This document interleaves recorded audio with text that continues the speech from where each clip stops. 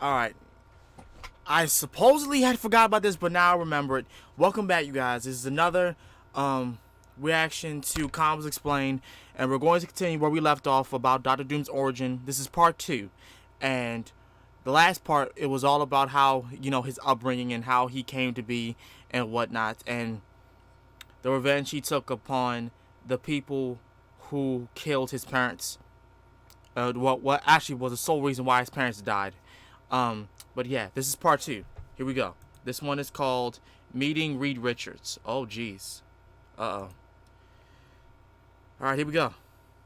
Now, while he was in the US, Doom was basically leading a dual life. On one hand, he went to State University, which was the standard university that most superheroes went to in Marvel Comics. Of course, Spider-Man went there, and it's basically New York State University, NYU, New York University, or something along those lines. But it's basically a university in New York City itself. The dual life that he lived came in the form of the fact that he was a college student to the eyes of the world around him, but beyond that, he was also working on the application of technology for military uses, and this was derived from the fact that he basically used technology to cast out the Baron and to kill almost all of his soldiers. The problem with this is that once Doom is in State University, he encounters Reed Richards for the very first time. Now, this is a big deal because over the course of his life, when he had been casting out the Baron, when he had been fighting soldiers, when he had been increasing his own intelligence by virtue of magic and so on and so forth, Doom was virtually unrivaled. There was no one in the village that could propose a challenge to him when it came to his intellect. But when he's at State University, Reed Richards is just as smart, and in some instances, he's actually smarter. Now, this is kind of the give and take in Marvel Comics with Reed Richards and Doctor Doom.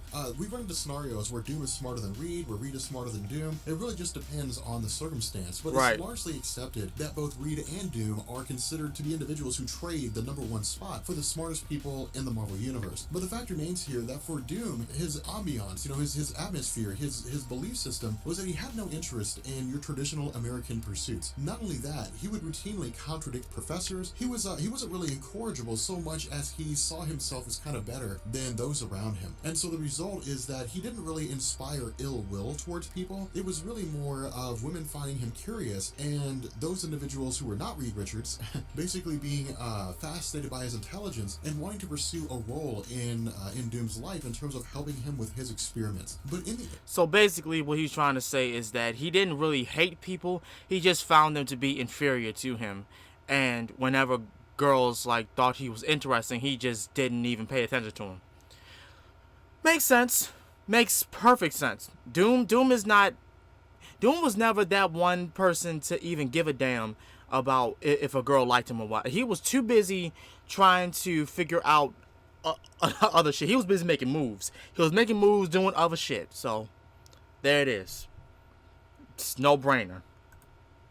And the issue here was that Doom was always in some form or fashion a social outcast. And this is just a continuation of his life from being in that Romani village. Even when he was running the show, even when he was sort of leading the Romani village, he was still a social outcast. That's People right. didn't look at him as one of their own. They looked at him as sort of an outsider whom they could benefit from. And so while he tries to partake in party life, while he tries to partake in romance, the issue here is that when a woman hits on Doom, when she initially makes, advances towards him, he turns her down. Not only that, he seems to have a psychotic break in the sense that he starts choking this woman, having flashbacks to the soldier that originally tried to kill him. And so, of course, this does nothing to bolster his reputation. This does nothing to make him better. Not only that, the experiments that he starts getting involved in start becoming more extreme. But something else that I hope you notice is that Doom is beginning the process of developing Doombots. Now, for those of you guys who don't know, Doombots are basically stand-ins for Victor Von Doom. Under normal circumstances, Doom will rarely actually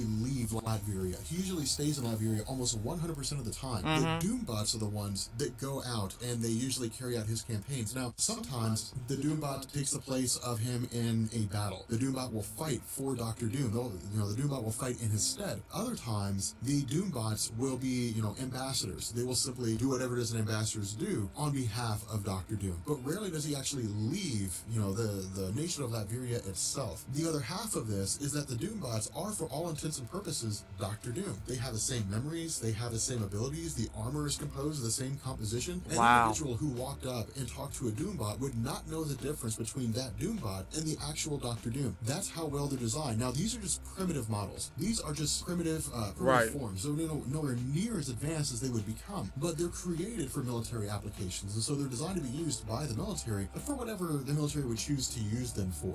The issue here is that over the course of his time, because Reed Richards is so intelligent, and because Reed Richards is kind of curious, about Doctor Doom, he eventually stumbles into his room and starts rummaging through some of his artifacts. And when Victor walks in and finds Reed doing this, we learn a little bit more about the ultimate goal of Doctor Doom. When Doom showed up in the United States, when he came there for the purpose of learning, it was basically to find a way to retrieve his mother's soul. That if he sold his mother's soul to the devil, then likely she's being held or something to basically either communicate with her or bring her back. Now, Doom does not realize the full extent of his mother's capture. He doesn't realize the full extent of what happened to her when she died, but he actually finds out here in a second. And what happens is that once Doom reveals, or once Reed learns everything that's going on with Doom's life, about the death of his mother, about death of his father, so on and so forth, there's a bit of remorse here. Reed feels bad for him slightly. And so the two of them begin engaging in an experiment of sorts, and Doom is basically sent, or at least his mind is sent to the realm of Mephisto. Now, Mephisto is kind of like the Marvel analog for Satan, but not directly. In Marvel Comics, there isn't really like a heaven and a hell per se, in the sense that there is in like DC with Judeo-Christianity. In Marvel, there's just a lot of analogs for heaven and hell. For example, in Norse mythology, in the realm of Thor and Asgard, there's an actual hell, but that's the place for Asgardians.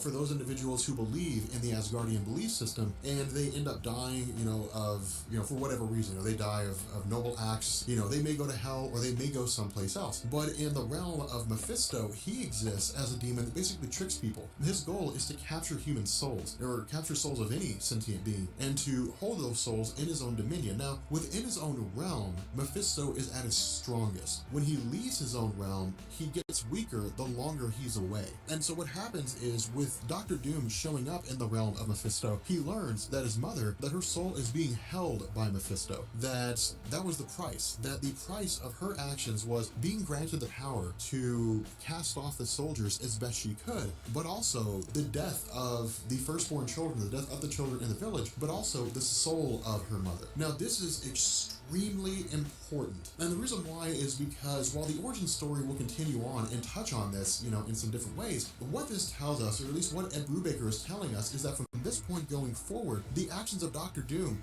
center around trying to free his mother's soul. His entire purpose in Marvel Comics, no matter what he does, his quest for absolute power, his desire to capture, the heart of the universe, or the power of the Beyonder, or the Infinity Stone, or whatever it may be, all of that centers around his goal of freeing his mother's soul from Mephisto. And the reason for this is Mephisto is extremely powerful in the realm of Marvel Comics. He's basically a cosmic entity. So he has the same power, as the Celestials, and Galactus, and so on and so forth. It waxes and wanes depending on the circumstances, but if we take Mephisto at his peak, he's just as powerful as anybody else, save for eternity or infinity, and he's certainly not as powerful as the Living Tribunal or the One Above All, but he's still a very capable being. Now, there's something else to also note here, though, is that he's not on the same level as Franklin Richards. There have been stories where Mephisto reveals that he's terrified of the power that Franklin Richards has, and Franklin has actually gone to the realm of Mephisto and beat him in his own realm. So that is not an impossible situation. That's not an impossible scenario. The issue here is that in the end, Mephisto cannot simply be defeated by Doom. Hold on, pause. I just want to point this out. Reed's son is strong as shit. Like, okay, we're gonna have to make a video about his children, but god damn, Franklin Richards is strong as hell. I mean, comics. Rob has already explained this many times before, that there's no limit to his power.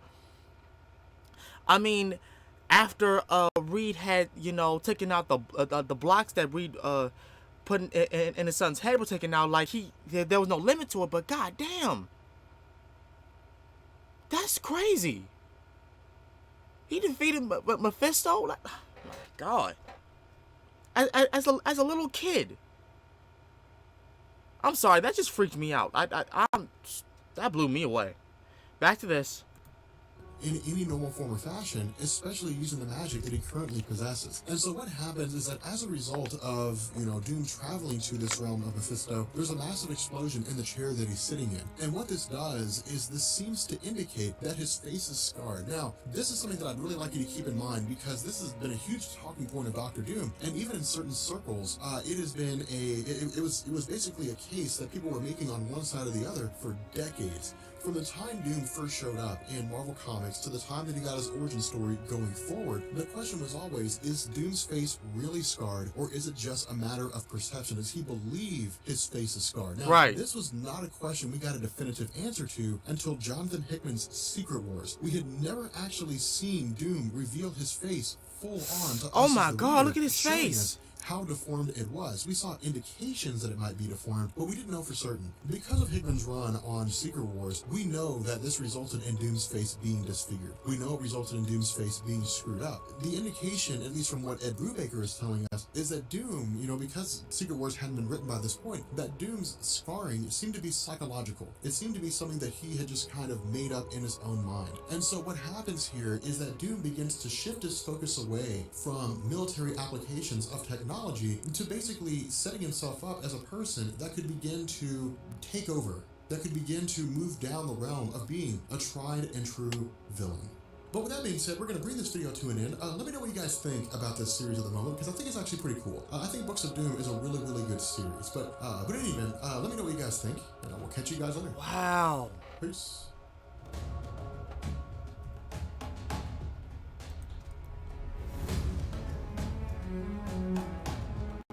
God, that's crazy. Like, so that's how his face got fucked up. It was because he traveled to the realm of Mephisto, and there was a big explosion after he encountered Mephisto through that machine, and then he got expelled from the university. From what I just seen from that little panel that Rob just had right there, that the dean came there to inform him that he was expelled. That's fucked up. That really is. No wonder Doom is messed up in the head. I would be too. My mom's soul is in hell. My face is messed up. And all I can think about is just having a means to find a way to obtain such power so that I can go down there and whoop this motherfucker's ass to just get my mother out of there. That would be my main concern too. Fuck everything else. Fuck military technology. Fuck trying to get a degree. No. Bump all that. Anyway, that's gonna be it for this video. I hope you guys enjoyed it. Let me know what you guys think about Dr. Doom so far, and do you feel a little more remorse, or not much as pity, but understanding about Dr. Doom and what he's been through and all that. For those of you who do not know about him and whatnot, and it's crazy that, like, it's been a long conversation as to whether or not Doom's face was messed up until finally we got the comic in Secret Wars with his nose basically gone and his whole face is deformed. Like, Jesus.